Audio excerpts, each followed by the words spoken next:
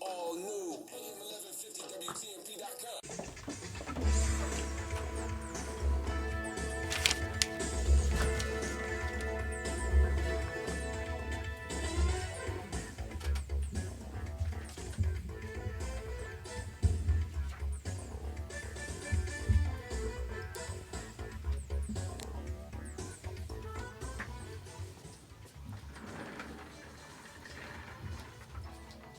Okay, it's Saturday again, and the herd of elephant has become a elephant of one, and I have a guest here today, a young guest with me today, and well, she's beautiful too, man.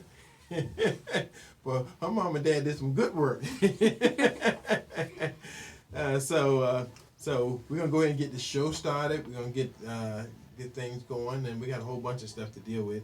And Willie's dealing with some car trouble, and Gabriel's doing marriage counseling because he's out there. I guess he's getting ready to get married again and do some other stuff. So for those who would like to call the show, who want to be on the show, Porch Talk Radio, give us a call.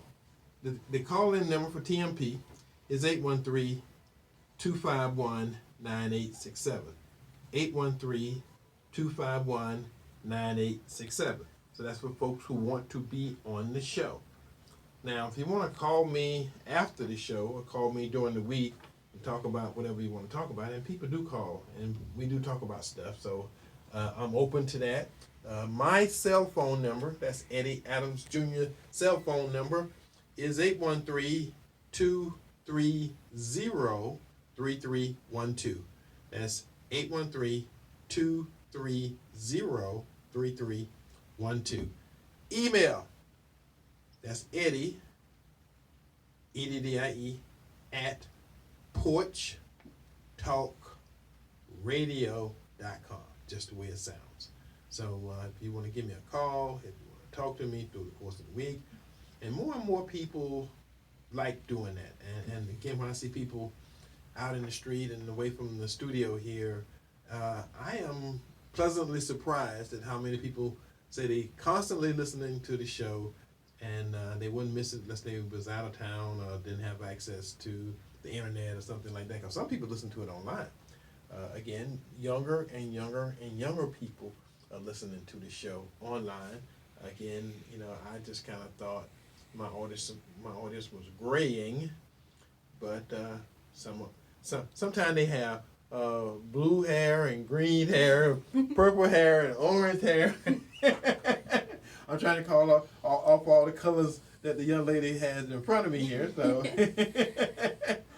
so that's the good thing. So we're getting younger and younger people listening to the show, finding out what's going on. And like I say all the time, it's really about the information. It's about how we help make the community better, how we put a different face on the community, and again, all around, doing good things. And because it's Juneteenth, the whole Juneteenth celebration is about Black history and where we come from and where we're going and all that kind of stuff. And there is a Black Juneteenth coalition. So there's a Juneteenth coalition here in Tampa Bay, and they have activities, they have events and stuff that's going on all month.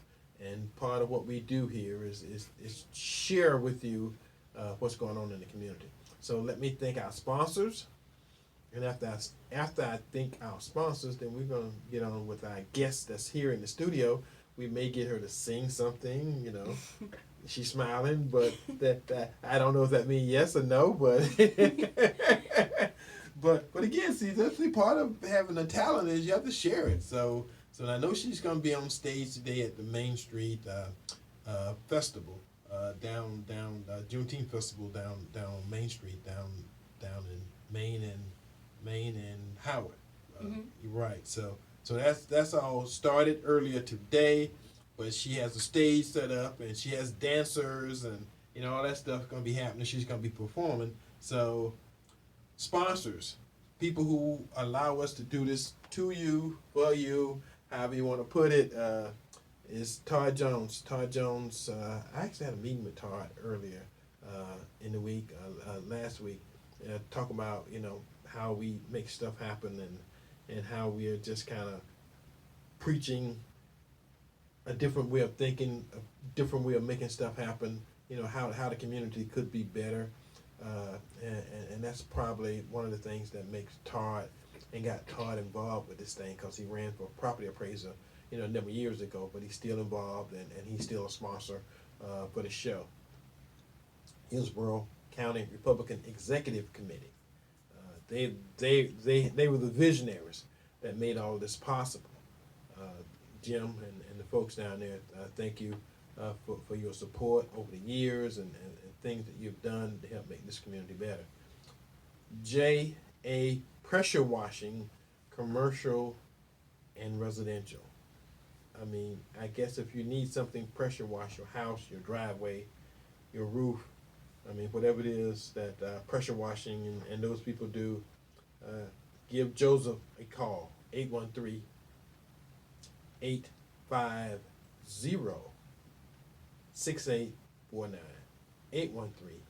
813-850-6849. And last but not least, a very good friend, been with us from the beginning, John Desbrow. John has a printing company called Print Fast. And any kind of printing you need. He does commercial, he does, any kind of printing, little job, big job, nothing's too small, nothing's too big for John. Any and all of your printing needs. 813-621-9444. 813-621-9444. And he also has a car lot, Good Guys Cars. Just stop in. Tell John that Eddie sent you, and knock a couple of dollars off that price for you. So I'm just saying that, try it. If it don't work, give me a holler, let me know. So that's a good thing. So sitting here with the studio with me, we have Miss Zaria. Mm-hmm. And see, so I know she did an interview with me last year, and she's back again this year. So she's kind of know and understand that she gonna have to speak, and because she's smiling and looking good here, but she gonna have to say yes and no and all that kind of stuff because this is radio, so it's not visual. So you have to listen. So how are you doing this afternoon? I'm doing great. I woke up on the right side of the bed today. All right, there you go. See, now the fact that young people get up before noon, so this is my first time. See, I didn't mean to throw I mean to throw you under the bus. Your first time getting up before noon? Yeah, because I had so much to do today. Okay. So how old are you? I'm 16 years old. 16 years old. Okay. And she's very talented, because the information that I got say you was on, what show were you on? American Idol. American Idol. So we got a local talent who was on American Idol. How do you do? Well, I got 3 yeses from the judges. Okay. But when Hollywood Week came, I got. Say it. I got, Got buzzed off Yeah. or something? Okay. All I right. just got let go. Okay, all right, let go. Well, see, at 15 and 16, it's a difference in dealing with it than when you get to be 30 or 40. That whole let go thing means something completely different. So It just hit me hard. You can recover. Girl. All right, so tell us about what you're doing later on today. Well, tell us a little bit about the event and who's sponsoring it and all that good stuff. Well, later on today, I think I get on at 3 or 3:40. Okay. I hope everyone get a chance to come out. Okay. Me and my dancers, we are going to do a phenomenal show. And I hope everyone comes. And I'm just going to rock the show out.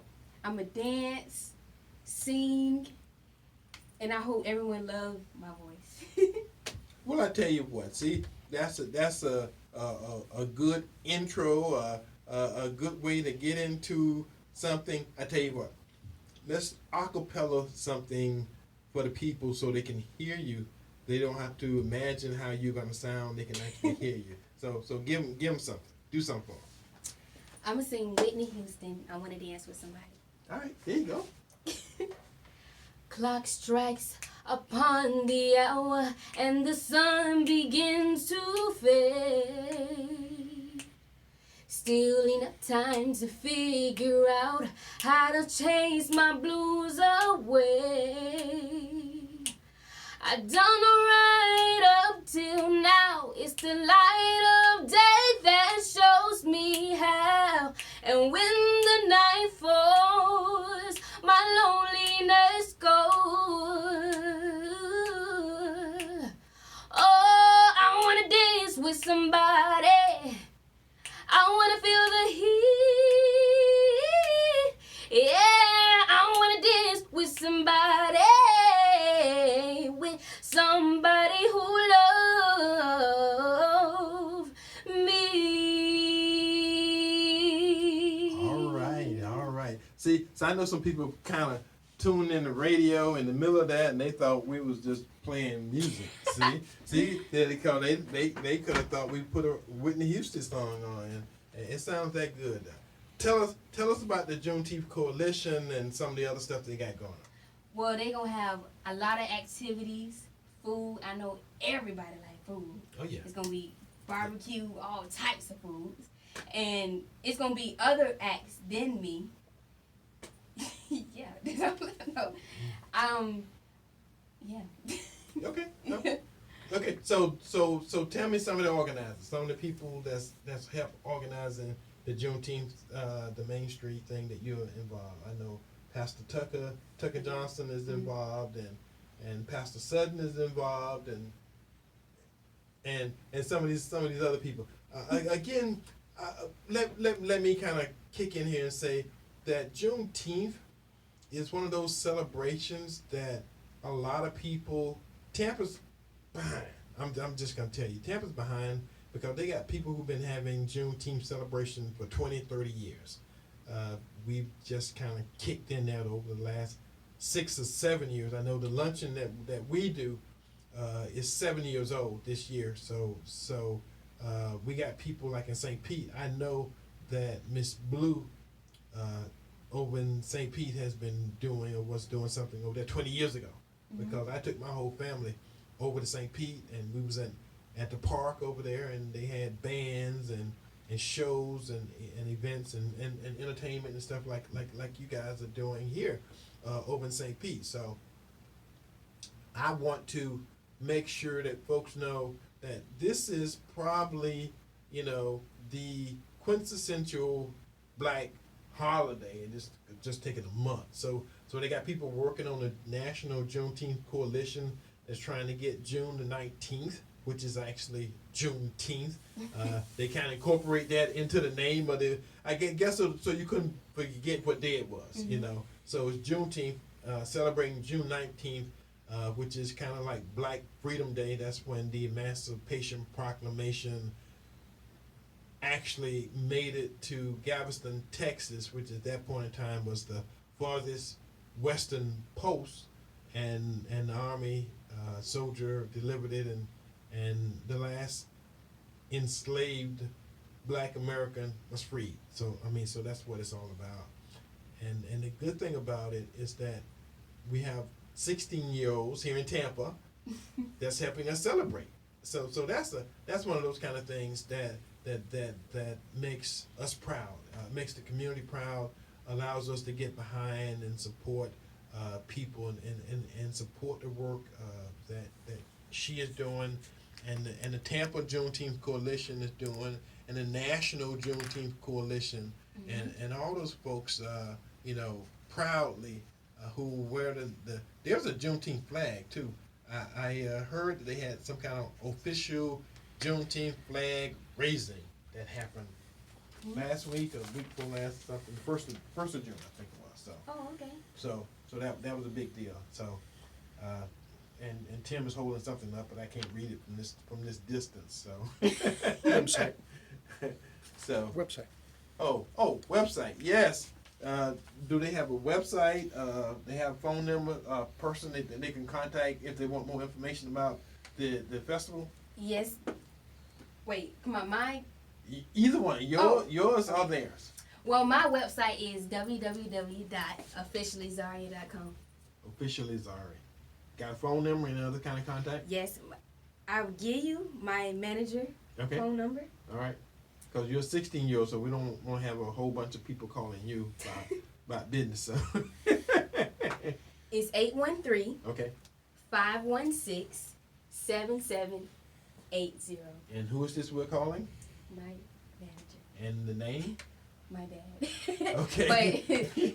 But Pooh Tahara, so you can call him Pooh or Tahara. Okay, all right. Now, do you have any information on the JuneTeenth, the coalition, any of those folks, and any information about that? Sorry, no. Okay, it's okay. It's good. It's But good. I want to Go ahead. thank my dancers. They came all the way down from Pennsylvania. Okay. They came all the way down from there just to, dance behind me today. All right. Well, they got a show. So the show starts at 3. You like center stage or something, and you and your dancer will be performing. You want to give us a clue how many numbers? I mean, how long is the show? Is 20 minutes? Is an hour? It's about like 45 minutes. 45 minutes. Mm-hmm. Is there somebody gonna be videoing it? Yes. Okay, so will the video be available? Because I know the way they do stuff now, they can put it online and. It's probably going to be online. Probably not today, but we would definitely get it online. Okay. All right. All right. So, any lasting remarks that you want to leave with the folks, with our listening audience, because she's got to get out of here, go do a show, and we just want to give her opportunity to say, give that website again for folks who want to contact her, and if somebody wanted to, I guess, book you. I mean, since you're an entertainer, how would they do that? They will call my manager number, Okay. 813-516-7780. Now, I remember when Eric Darrish was coming up, because him and B.K. Jackson, who were other local entertainers who started out young, and he couldn't do nightclubs because they couldn't be around after 5 or 6 or something like that because of alcohol sales and stuff like that. But they was excellent young entertainers. So I guess you're on the right track and on the right trail, and keep doing what you're doing. Thank you. God bless you, and may you have a happy show today. Thank you. And I hope everyone comes out. Okay. Well, thank you very much. Thank you. All right. So for the rest of the show, we got so much stuff happening. And again, I have to remind you guys that there's a Super Bowl coming in a year to Tampa. It's going to be at Tampa Stadium. The 2021 Super Bowl is going to be right here. So don't forget it. Folks here at Porch Talk Radio, we constantly remind you because I remember after every Super Bowl comes and goes, we got people within the community who say, "Oh, I didn't know, I wasn't prepared." Whatever it is, and people make hundreds of millions of dollars, not just millions of dollars. They make hundreds of millions of dollars because you got a lot of folks show up in town for those 2 weeks with lots of money in their pocket, and it's your job. I'm just gonna tell you right now, it's your job to figure out a nice, wholesome, legal way. You have to put all those words in there. To have them spend some of that money with you, and the better you are at that, the more money you'll make. So if you got some event, if you got some product, if you got some service that you want to do, Super Bowl weekend, do it. Last week, the show was about paying it forward, paying it forward. And we talked about a billionaire, black billionaire, whose name was Robert Smith. And what he did was he basically paid for, made a pledge that he would pay for the college education for Morehouse University for their entire senior class. So I'm thinking, that's a big deal. But Mr. Robert Smith, I guess a lot of people, he got their attention. And he said, no, we're not going to stop there. We're going to play it forward a little more. So what he did was he made the national news again by pledging to pay for a program. And this program is going to be an internship for 1,000. Let me tell you that again. He's going to pay for, or he has an internship that's going to pay for 1,000 sophomores and juniors in colleges all over America, so that they can go intern in some positions in which they're seeking or doing outreach for students from the SHBCU and some other universities that basically probably would not have presented the opportunity that he's going to present to these interns. So they're going to be able to work not for free, but to do an internship in some of these Fortune 500 companies, and he's pretty much footing the ticket, paying for these opportunities. So, Mr. Smith, keep doing what you're doing. And again, I'm not gonna take a cheap shot and let everybody know that he just happened to be an alpha man. I mean, I don't want to say that goes without saying, but he's a billionaire alpha man, and he's helping students all over America. Again, that whole thing at Morehouse and paying for those college tuitions and paying off their education, and now he's doing an internship program at a lot of different universities and affecting a lot of upcoming people. Now, let me tell you something else, and I do this to stay on a good foot, because we hear all the bad news and negative news about black folks all over the country and what they were doing and how they're not succeeding. So when I find opportunities to say good thing about black people, I do. And most of you guys who listen to this show on a regular basis know I'm not politically correct. So I say black and I say white because it's more important to me to communicate an idea to you than to say the politically right and responsible. And I'm saying responsible because it used to be a time when saying things like gay and some of these other terms of endearment that people used to say, but now it's not appropriate to say gay, and some people even get offended when I say black. So African American. See, I have never been an African American myself.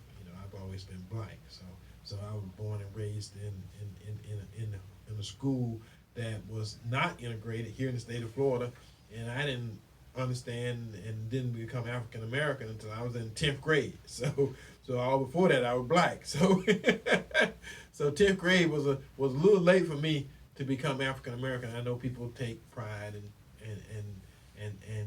in being from Africa, but I'm truly not from Africa, and I've never been an African American. So I'm not going to claim it now that I'm 65 years old. But just for those who did not know, I know a lot of you guys don't keep up with this stuff, but Lieutenant General Darrell A. Williams, a 1983 U.S. Military Academy graduate, was named the first black officer to command West Point in its 216-year history. Did you get that? Now I know we talked about the number of black female graduates coming through West Point who graduated last month. It was a big deal, and the fact that they had so many. I think they had 32 black female, graduated from West Point. And West Point stepping up their game. Again, now the superintendent, the superintendent for the West Point, I guess West Point Academy, is named General Darrell A. Williams. So that's something that's happening. I don't know why all of a sudden, it's happening, but it is. So in 200 some years, we were just barely getting male cadets in the academy. Now we got female cadets. Now the superintendent of the whole school is a black general. I also wanted to inform you that the Black Wall Street, and everybody's been talking about the Black Wall Street, and that whole thing is next week. It's next weekend, and it's going to be happening at 5508. So 5508 is one of those places within the community that economic development happens, and it happens because we got a whole sector of people who have come together working and making stuff happen down at THAP. For those who haven't heard of that, the Hillsborough County Action Plan, and part of that whole action plan started out with Mr. James Hammond and his board over there. They started some things, and they have, legacy. They have a legacy, and they have history that's going to be around long after those folks who founded it started. And Mr. Derek Blue, I want to say hi to him and his board, and you guys continue to work because this play that they're bringing in called Black Wall Street tells a story that any community, and the funny part about it is they don't teach this at school. I learned about what happened at Black Wall Street on my own. I learned it when I was in college, which was a number of years ago, but nobody tells the story. But the story should be told because it happens here in this country. And there's other places, and again, I'm not on this martyrdom thing, but Rosewood here in Florida, they went in and killed the whole community. Everybody in the lead was killed. I mean, so our country has a magnificent history, but we also have a horrible history of indebtedness for which they could never pay. That comes up over periods of time. Why don't your people do better? Because if we do better, we got other people who get jealous and have the opportunity, which is what happened with Black Wall Street. Those black folks were doing really good, and they was in the center of the country. They was in Tulsa, Oklahoma, and they did so good that folks were jealous of what they were doing and what they had, and no other reason than the fact that they were doing well sought to destroy them. So that's the play. The play is Black Wall Street, and it tells you a story. So those folks will be here this Friday. It starts Friday, Friday evening, goes Friday evening, Friday night, Saturday morning. There's a forum, there's a panel discussion, seminar kind of set up, and then for the black children, there's another act, another performance of the play Saturday afternoon. So contact the folks at that, Google Black Wall Street, and get that information because it's a part of history. And the fact that this group that started this play is a lot of them are the original cast. So they come from South Florida, coming here, and from what I heard, they're putting together a road show. So it's going to different parts of the country. And Tampa's one of the first people outside of the church where it started to get this role play. So I'd like to thank those folks for bringing that, folks at THAP and Derek Blue and his staff, and folks for bringing that opportunity for us here in Tampa.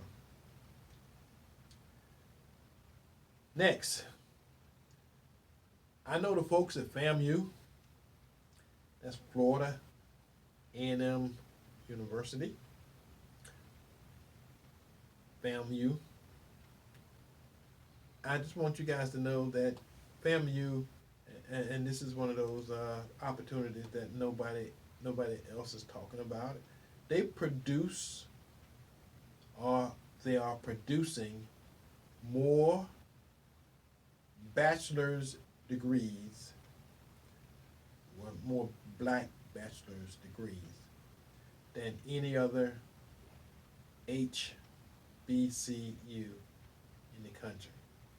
And they're also producing more graduate doctoral programs, master's programs, graduates than any other black or white university. So for blacks, I just wanted to make sure that we give them the condolences that they need and that they deserve, because they've been working very, very hard at filling the gaps, because there's a lot of negative information, competition to get folks to attend other universities, and it's something that we could be proud of. And again, my master's degree has FAMU on it. I graduated from the FAMU USF Cooperative School of Architecture. So both of those universities are on my degree. We have there I know folks have heard that there are black banks, probably several all over the country, but only one black bank has a female who is a majority owner, and it's in Detroit. So we have Kimco Davis. She's 48, and she's the majority shareholder of the Detroit-based First Independent Bank. So we've come a long way, baby, as they say. Black female, the majority owner of a bank in a major city in the U.S. So if you want to get that loan, I'm just joking, but I'm just saying, we are boundless. I mean, the opportunities are there, and every day. And why do we still keep track of black folks first this, black folks first that, black females this, that? Is because we haven't caught up, and it's going to be difficult to kind of go through 400 years of abuse and slavery and all that stuff that we have gone through. And in this country, it's easy for some people to look down on us, and I know this will be used against me at some point in the future. The old pick yourself up by the bootstrap, and when you ain't got no boot and you ain't got no strap. That whole thing. I mean, but even with those disadvantages, yet we still succeed. There is a drive. I saw some things over the last couple of weeks, because this is the graduation season, where accomplishments, academic accomplishments have meant so much to so many people, and people will tell you, I'm the first one in my family. We still have those. The first one in my family to graduate from high school, the first one in my family to graduate from college, and the first one in my. It's been a long time. Back in 1976, when I first graduated from college. I mean, of all my uncles, aunts, cousins, brothers, sisters, all those folks, I was one of those first people. But again, that was a long time ago. I mean, my family has since had a whole bunch of people graduate and do good. But again, that comes with a whole process and a whole opportunity to be very proud of those academic achievements, because getting a job nowadays is really not always about having a degree, because they got a lot of people out there with degrees and with a lot of debt, and they still can't find good jobs. So opportunity is one of those things that you really got to have an inward spirit, a willingness to go work hard.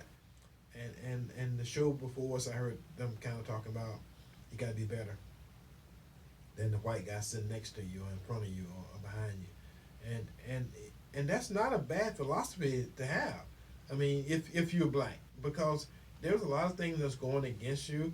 For one thing, they got a whole system of incarceration, and everybody knows and understands that, sometimes driving while black, riding your bicycle while black, you know, doing all kind of other things while black, you could pretty much end up in the system, and I mean the prison system, whether you innocent or guilty.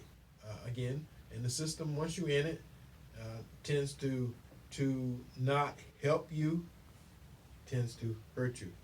So again, part of that whole drive, part of this whole being proud of our people thing, and me, I'm one of the people, I am very proud. And when I see things online and I read stuff on Facebook about black people doing good, I post it. So those 5,000 people that's my Facebook friends, you get it. Because if I get it, you get it. That whole story about the hidden figures and those black women who used to correct, and I do mean what I'm saying, they used to correct the computerized calculation that the NASA computers were doing, back in the 60s and the 70s. I mean, they had a whole team of black females who was doing the math for the computers. The computers were doing the math, but they was correcting it and making changes to it accordingly. And again, a computer produces information based upon the information that is given. It's not gonna logically analyze and do the same thing as a person. But it has the potential to do it much faster. Back then, they was in the infancy, and so what they was pretty much doing was calculating and checking. Now you gotta be one hell of a mathematician to check the figures of a computer. So, but again, computers have grown up too, and those folks who did that were unsung, and until somebody wrote a story about it and published it and made a movie out of it, and it's a shame that that's the way a lot of us get our information. But I'm not knocking it, because now you at least get it. Most of this stuff will never show up in a history book. Most of the stuff will never show up in a book, period. Because the people who write the books, a lot of times don't look like us. And if you ain't writing your story, if you ain't telling your story, if you ain't talking about the history that you make and your people make, and you depend upon somebody else, usually they don't get it from you, because they don't see it like you. They don't see it, they don't get it. So I think we got a caller. So welcome to Porch Talk Radio. I'm kind of like rambling here. Welcome this Saturday afternoon. What say you? Welcome. Hello. Hey, well, just keep on rambling, because I finally, well, I know I'm not the only one think like you. Well, thank you. Appreciate it. Me, I'm not the only one that thinks like, on that issue about being a little bit better, then the guy behind you, or then you start getting you, black guy, or Right. Hispanic or whatever. Right. I always advise people to get into a field that is exacting, like mathematics or electricity.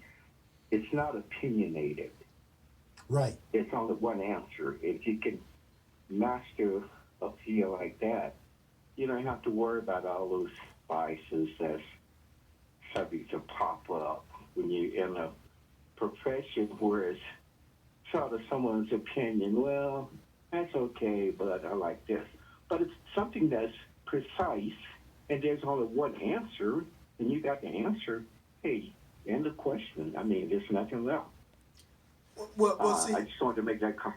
I'm sorry. Well, see, and that's actually good. And see, I have a master's in architecture, and what I learned, what I learned in architecture, because up until that point in time, my undergraduate degree was in microbiology, and the science and the math that was involved with that was calculus. And when you're dealing with basic calculus and trig and logic and all that kind of stuff, yeah, you got one answer. But when I got over into architecture and you start designing things, it's subjective. And that's when I really had to understand that it's a whole different way of thinking about the products that we produce, because 10 people can look at your design, 5 of them can like it, 5 of them can hate it, one of them can love it, and one can hate it to a degree that they will embarrass you in public, about something that at the end of the day is really about feelings and stuff like that. So I have a background that allowed me to know hard science, which is, math and chemistry and stuff like that. And then I learned how to look at some things, subjectively, because different people can see different things. That's one of the things that I had to get used to, that there wasn't a right answer, but there was answers. And go ahead. Go ahead. I totally understand where you're coming from. I have a background in engineering. Oh yeah. But it's electrical, and it's precise. Yeah. It's going to only work one way. And I would think yours is very similar too in architecture, because first of all, the structure has to be physically sound to support itself. The other design part is just up to your imagination. The first and foremost, it has to be precise in order to, I'm trying to verbalize this. If you're building a building, you got to have certain support structures in place. Then you can design around those. And I think everyone, whoever looks at it, are going to look for that basic element that has to be there. And if that's not there, then of course, you can be challenged. But if it's precisely it works, it only works one way, and you produce it, and say, hey, look at it, go. Oh, well, I would have did it another way, but that's neither here nor there. My way is working because it only works one way. Same thing with mathematics. It's very precise. It should be theoretically, you gotta say it that way. But and that's all I want to do. Well, thank you. Say something on that. Okay, well, thank you, and I salute you. Thank you. Appreciate it. Okay, thank you. Bye. Yes, and I might well take this opportunity to do on this day. This is Porch Talk Radio. This is Eddie Adams, the herd of one, roaming alone, not doing the young bull elephant thing like what happened in Africa, where the young bulls, just tear up stuff because they can, because they're big and powerful. This is the herd of one, understanding that what we do has actions and reactions, and you got a whole community out there listening. So we want to make sure we're doing good things, whether Willie and Gabriel are here or not, because it's important to this community that we stand in the gap and that we cherish and we compliment our youth when they're doing well, and they got some really, really talented and smart young black folks out there, and like the young lady that was here, Zaria. She's entertaining. She's a talent.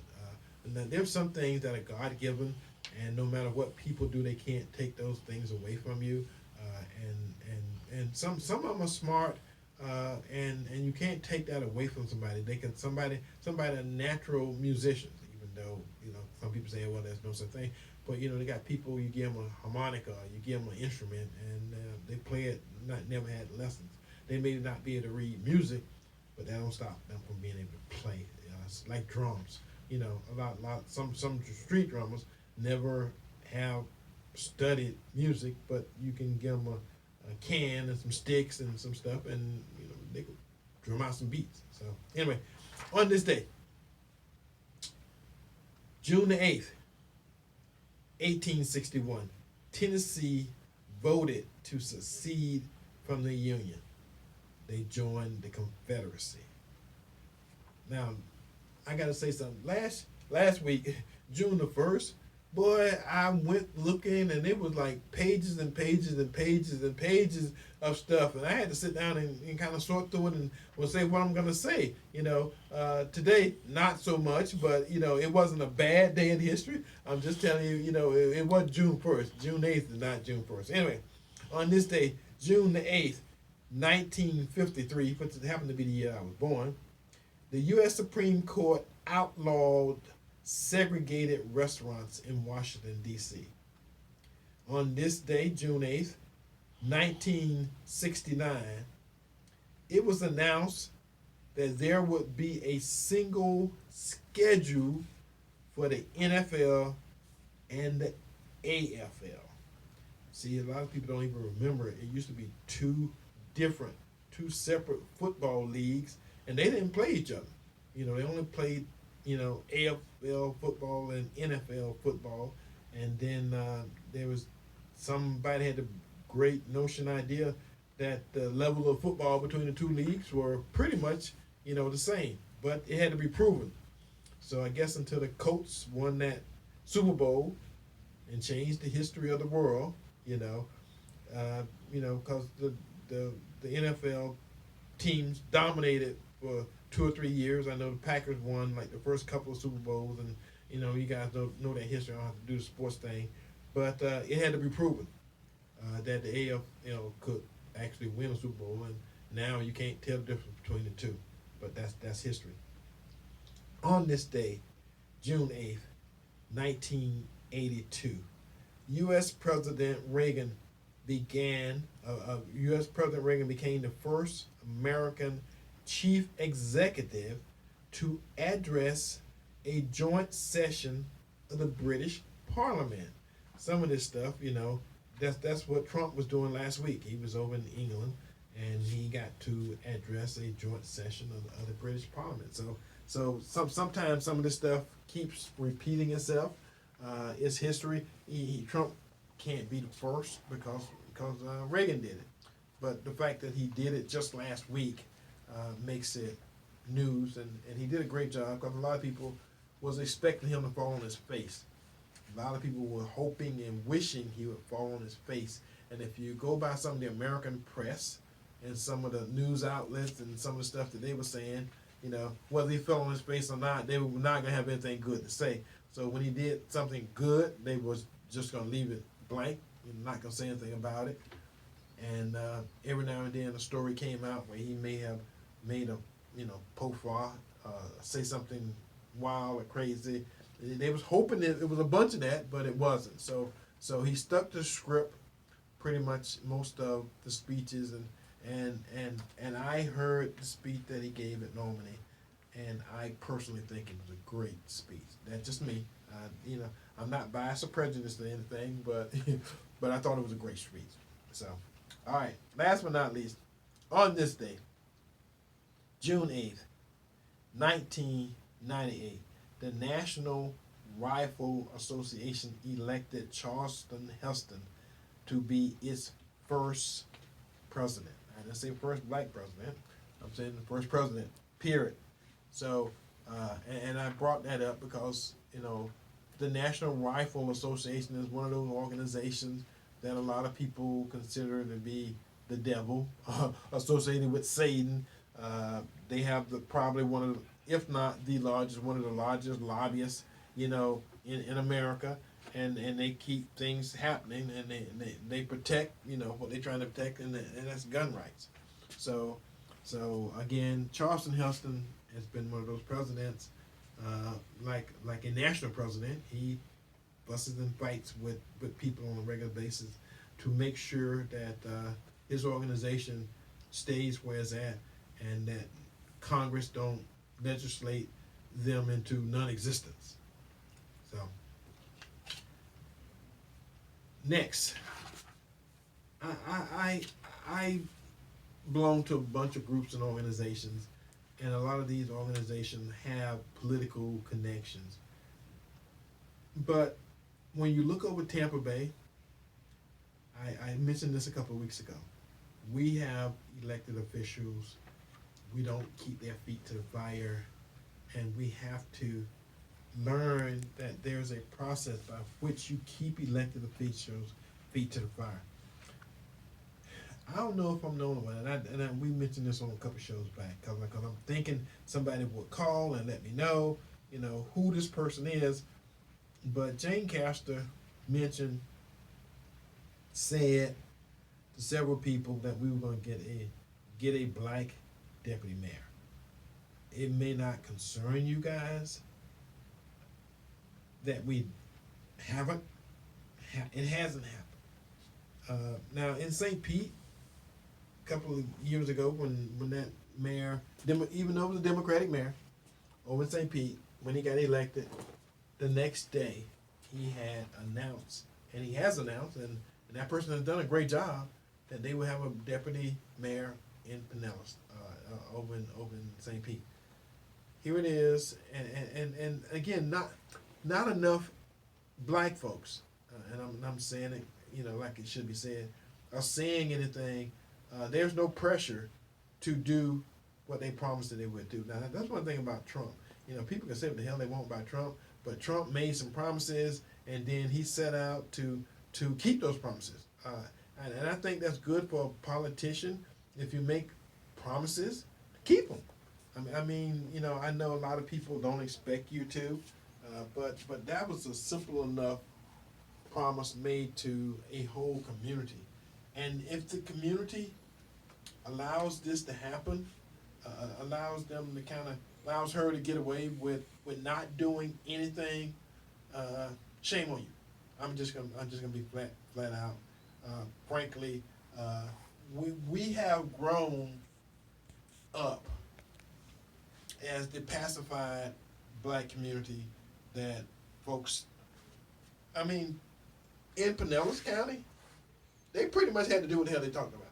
They had to name that black deputy mayor in Pinellas, or else they would have had hell to pay.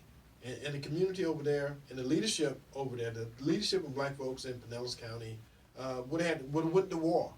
You'd have been reading about stuff happening in Pinellas County because the mayor didn't do what they promised, especially something that forthright promise made to a whole community. Now Jane Castor did say she only won 2 black districts, and that sent a message to her, and she was going to do better, and this and this and this. Okay, but that's still political rhetoric also. Again, don't take this radio time to beat her up, but I'm just saying that somebody got to hold folks accountable. Somebody got to say something about promises made during these campaigns, in which a lot of people go to the poll and vote for these people that get elected, and then you forget about all the things that they said they were going to do, and that's how they continue to get away with it. But I'm just saying, as a community, and I don't know where it started, and I don't know who the one that started, but there should be some type of organized opposition, to not having a person that represents this community in her leadership. Now, if there's somebody that you want to call, I'm getting them out again. I usually don't give them out twice during the show, but it's 813-251-9867.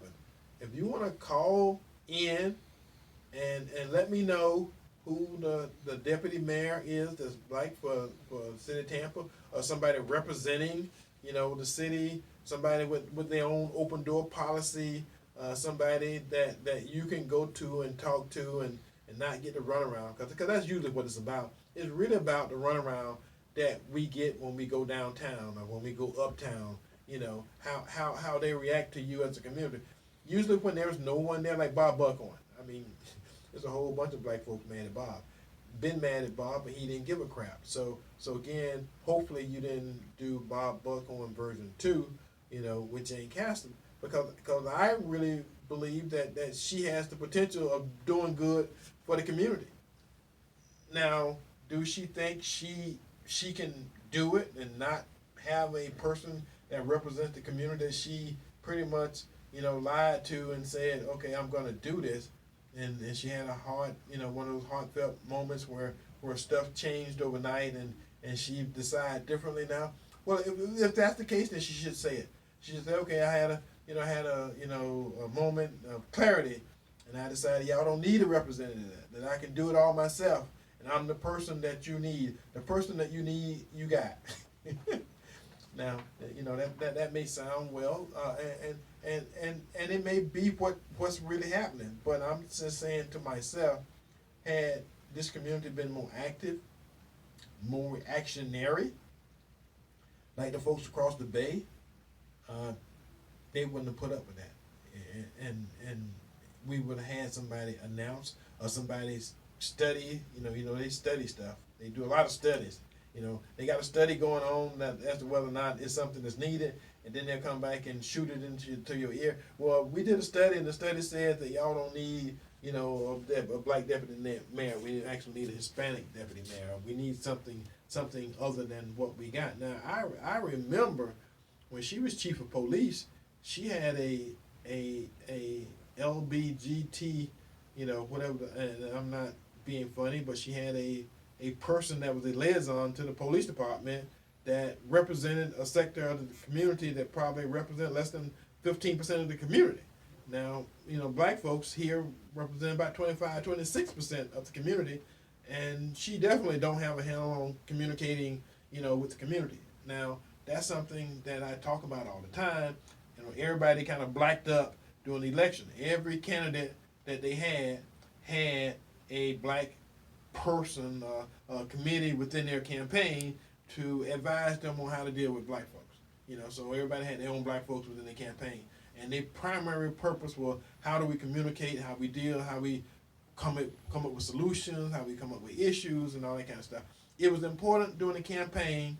It should be important now that the campaign is over. So those folks, or those black folks who have Jane Castor's ear, tell her that there are some of us who are still waiting on that black deputy mayor. So until next week, when we do this all again, and my crew or my herd is back, I'm going down to the Main Street Coalition to do part of the JuneTeenth festivities on Main and Howard. Till next week, we love you, Tampa Bay. This is Eddie Adams, Porch Talk Radio, signing off. See ya. Bye-bye.